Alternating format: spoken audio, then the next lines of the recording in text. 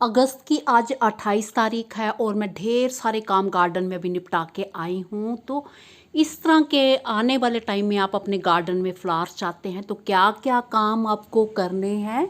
नमस्कार जी, मैं मंजू खूब सारे काम करके आई हूँ वीडियो बना के, बट मुझे मज़ा नहीं आया। मेरी जो फीमेल कैट है इतनी शरारती है, बहुत ज़्यादा एक्टिव है। कभी गमले गिरा देती है, पौधों पे चढ़ जाती है, पौधे खींच देती है। फिर भी मैंने काम किया, तो आगे मैं शेयर करूँगी कि इस तरह के फूल पाना चाहते हैं तो क्या क्या आप अभी काम करें। तो ये टाइम इतना बढ़िया टाइम है, इस टाइम जो मॉनसून पूरे अपने शवाब पर है।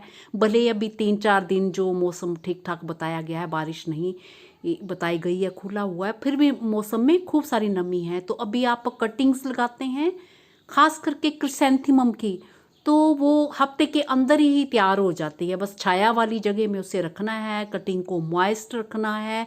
और उसके अलावा हमने गार्डन में क्या काम जो इनके प्लांट्स पे करने हैं, तो ये मैं आपको दिखाती हूँ कि मैंने अभी क्या काम किए हैं। तो अभी से अगर आपने मेरे ख्याल से आप तो बहुत टाइम से कर रहे होंगे ये काम, बट अगर नहीं किया है आपने, आप सोच ही रहे हैं, तो कोई बात नहीं, अभी से आप शुरू हो जाइए। और आने वाले टाइम में, जैसे ये मेरा पुराना वीडियो है, ये कुछ एक हिस्सा इसका ये पुराना है, तो ये दिसंबर महीने में खिलते हुए जो फ्लावर्स हैं और इनके इसी तरह से फूल पाने के लिए मैंने क्या काम अभी किया है। तो क्रिसैंथेमम की ये बात होती है कि एक छोटी सी बोतल में आप 1 या 2 कटिंग भी लगा सकते हैं और टाइम टाइम पे उस पर काम करते रहिए। जैसे कि मैंने आगे शेयर किया हुआ है, तो वो पौधा घना हो जाएगा और ढेर सारे बुक्के की तरह फिर जो आपके गार्डन में फ्लावर्स आएंगे।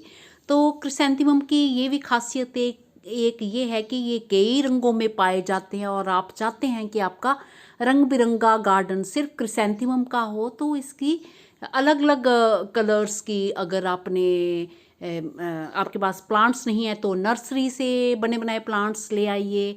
और उसके साथ आगे क्या काम करना है मैंने शेयर किया हुआ है।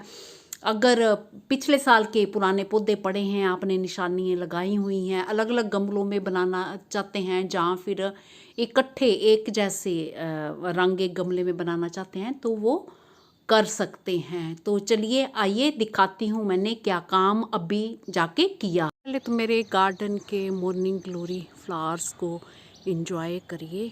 बहुत ही हार्डी ये वाइन होती है, जंगली होती है, एक बार लग जाए तो फिर कभी ख़त्म नहीं होते गार्डन से। बस सीड जहाँ जहाँ कहीं गिर जाते हैं, तो मॉनसून के टाइम अपने आप इसकी खूब सारी ढेर सारी बेलें जो निकल आती हैं।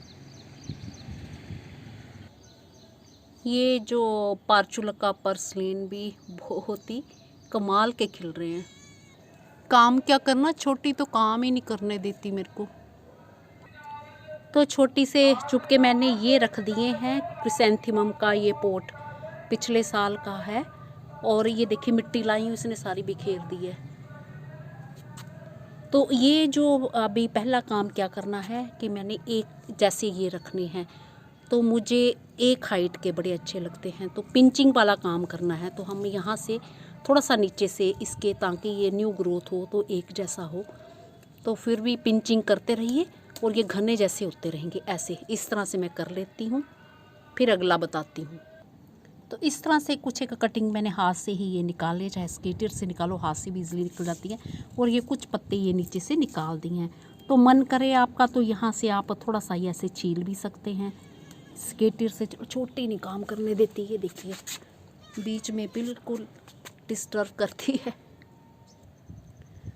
तो अभी ये काफ़ी कुछ हैं, ये बाद में मैं निकालूंगी। साथ के साथ एक एक छोटी बोतल में भी कटिंग जो होती है ना, मेरे गार्डन में देखे होंगे आपने लगे हुए, तो उसमें भी लगा दूंगी। ये हमारे इस पौधे में पिंचिंग होगी। और जिनके पुराने पौधे नहीं है, तो वो नए तरीके से, जैसे मतलब कटिंग ला के कहीं से, जहाँ आस पड़ोस से मांग लीजिए, जहाँ बने बनाए प्लांट्स भी ला सकते हैं, उनमें पिंचिंग करते रहिए और उनकी न्यू न्यू और प्लांट्स बनाते रहिए। तो ये एक पॉट खाली था, नीचे मैंने हरे जो पेड़ पौधे निकाले थे, सूखी टहनियाँ वो दबाए थे। अब मिट्टी में वो सड़गल गए होंगे, तो इसको ऐसे दबाना है ताकि मिट्टी जो बैठनी है बैठ जाए। तो ड्रेनेज सिस्टम मैंने दे रखा हुआ है पहले का ही, ठीक है। और कई बार वीडियो बना के दिखाए हुए। ये देखिए इतनी मिट्टी बैठ गई, तो वो सड़गल जाते हैं ना, ये ऐसे। तो अभी तो हमारे यहाँ बड़ी तेज़ धूप है और 2-4 दिन तो ऐसे ही बताया गया है मौसम, धूप ही होगी। मिट्टी और डाल देनी है इसमें। ये हमने मिट्टी डाल दी और अब इसमें हमने ये दबा देना, बस इतनी मिट्टी काफ़ी है। छोटी ने ठीक ही काम किया था, इतनी रखी थी, इतनी गिराई हुई थी, अब ये बाद में काम आएगी। तो अब क्या करना है, हमें थोड़ा इधर परे होके लगाते हैं बस। अब ये जो कटिंग दवानी भर है, अच्छे से वीडियो मैं नहीं बना पा रही हूँ क्योंकि छोटी इतना डिस्टर्ब कर देती है, बड़ा नुकसान करती है ये मेरे गार्डन में। बस इतनी सी दबा देनी है, ये ऐसे ऐसे हाथ से दबा दो, ये सारी दबा देनी है। तो चाहे आप एक पौधा रखना चाहते हैं एक रखिए, मैं सारी लगा दूंगी, सारी की सारी कटिंग हो जाएगी, कुछ निकालनी होगी बाद में निकाल दूंगी और कुछ पौधे मैं चलने दूंगी। लगाती हूँ फिर बताती हूँ। तो मैंने ये कटिंग अच्छे से लगा दी है और इसमें खूब सारा पानी देना है, रूट्स आने तक मिट्टी को मॉइस्ट रखना है। कुछ एक कटिंग मैंने तैयार की है, एक गमले की मैं बताती हूँ आपको। तो बस जब ये चलना शुरू हो जाए, छाया वाली जगह में रखना। अभी से लेके आप दिसंबर तक लगा सकते हैं। दिसंबर में तो खूब फूल आते हैं, तो आप सोच रहे होंगे कि तब कैसे, तब भी इसके पौधे तैयार हो जाते हैं और फिर अगले साल काम आ जाएंगे। तो जब थोड़ी ये बढ़ना शुरू हो जाएगी, फिर यहाँ से हल्का सा ये यहाँ से पिंचिंग करना है, ऐसे हल्का सा करना है। बड़ा करना चाहते हैं तो थोड़ा बड़ा भी कर सकते हैं। तो वो कटिंग आपकी जितनी छोटी कटिंग रहेगी उतने चलने के चांसेस इनके ज़्यादा रहते हैं। बड़ी से बड़ी कटिंग भी लग जाती है। तो बोतल में ग्रो करना मैंने सिखाया था आपको।